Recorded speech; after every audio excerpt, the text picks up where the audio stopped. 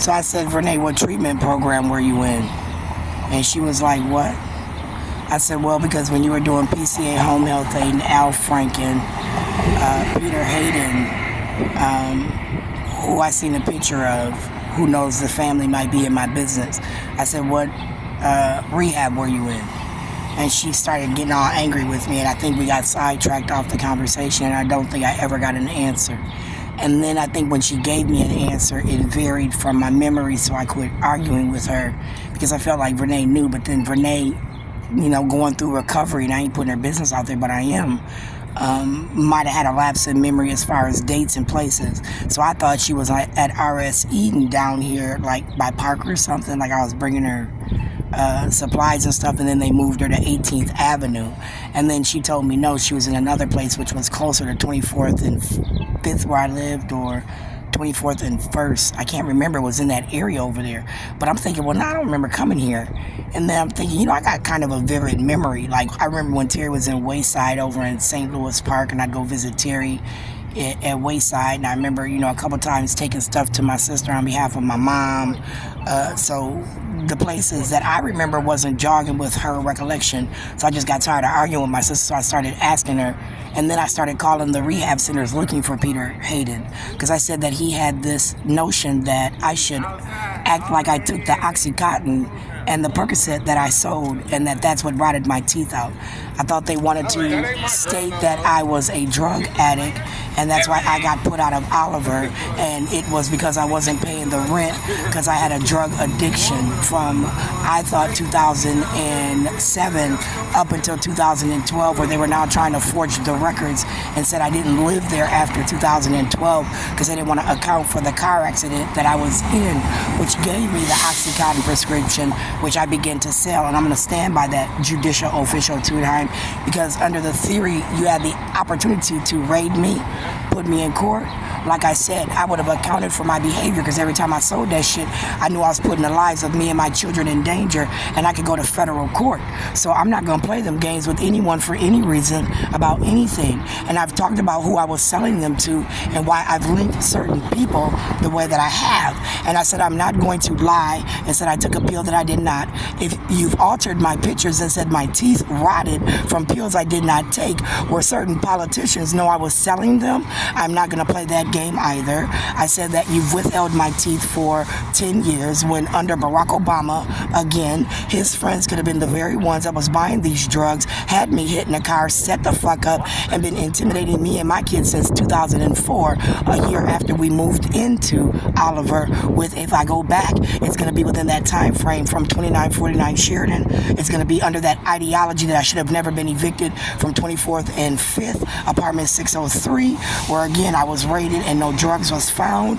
They were raiding my apartment for Michael Cooper Sr. That's what the warrant stated, not for me. And I was arrested, they said, under a theory that I had a warrant for theft for a ticket I did not get a court date to, nor was given more than a trespass from the two companies that I could talk about. I said Bobby Joe Champion was in law school at that time. I said Keith Ellison could have been in a disability law center. I said these two individuals could have been manipulating my mother, me, through the city council at that time, and then again controlling a very big bond that's due me, that they're now trying to work against me, like denying me housing. I said again, Buddha, my Uncle Otis's son, Yolanda, his mama, Jonathan, his brother with Dedrick Mays could have been the drug Facebook abuse that I'm suffering now, where every time somebody wants to point out Facebook, I have this anxiety attack.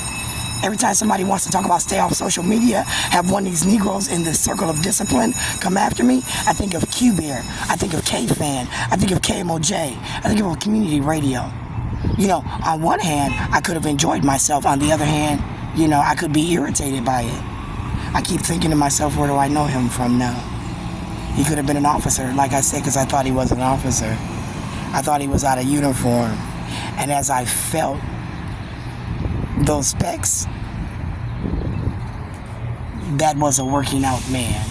And because of my nervousness, I have a semi-picture in my head. A shaved man and unshaved man, the nervousness of Sharon, like Dennis Maurer told me, put all my inhibitions aside and go for it, right? That's what I did. If you ask too many questions, Sharon, you might talk yourself out of it. If you know too much information, Sharon, you might begin to judge. You don't want to pass judgment, Sharon. What you do want to do is break the 8-year cycle, right?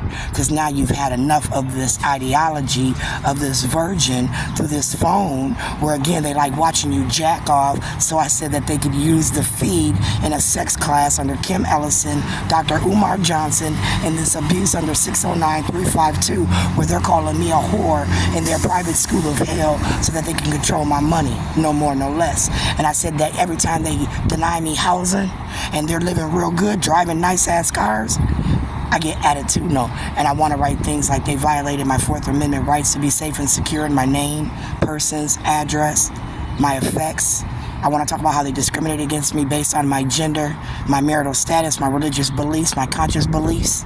I want to assign damages for every day from every case that I filed where every judicial official has used power of seal to illegally stop me from getting justice, hindering, in other words, hindering justice. It was ex parte communications. They were now conspiring as a group of people who started out like me as a person with a job, who was promoted, elected, and sworn to uphold the law, which, again, they are now violating because they seem to think that they write it, and all they've done is amended to their state ordinances, their state laws, where if reported, they could be caught violating, federal laws. And I tried to say that in a nice way without, intimidating anyone, infringing upon their rights, or throwing accusations around that might not be true and valid, where I can't back that shit up. So I asked them for my records under 138.17. I'm born and raised in the state of Minnesota. I've always used medical assistance since I turned 18, and I was collecting general assistance. I've always had medical assistance as a backup resource to me.